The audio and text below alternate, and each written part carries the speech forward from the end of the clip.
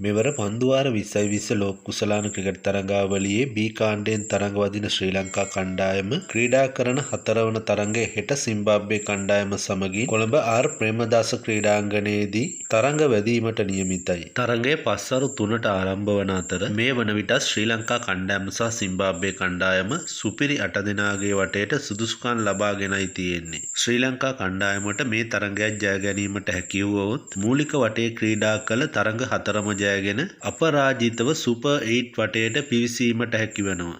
පසුගිය 16 වෙනිදා පැවති ඕස්ට්‍රේලියා ශ්‍රී ලංකා තරඟයේ ශ්‍රී ලංකා කණ්ඩායම විශිෂ්ට ජයක් වාර්තා කර ගැනීමට සමත් වූ අතර එම තරඟයේදී ශ්‍රී ලංකා කණ්ඩායමේ පිතිකරුවන් වන කුසල් මෙන්ඩිස් පැතුම් නිස්සංක දැක් වූ දක්ෂතා කැපී පෙනුණා. තවද තරඟයේ අතරතුරදී පැතුම් නිස්සංකගේ පන්දුවක් පාදයේ වැදීම හේතුවෙන් සුළු ආබාධ තත්ත්වයකට ගොදුරු වුවත් හෙට පැවැත්වීමට නියමිත තරඟයට පැතුම් නිස්සංක ක්‍රීඩා කරයි බොහෝ දුරට. තවද තරඟයේ අතරතුරදී මතීෂ පතිරණද ආබාධයකට ලක් වුණා. එහිදී ඔහු ඕස්ට්‍රේලියානු තරඟයෙන් ඉවත් වූ අතර බොහෝ දුරට හෙට පැවැත්වෙන තරඟයේදී මතීෂ පතිරණ ක්‍රීඩා නොකරයි.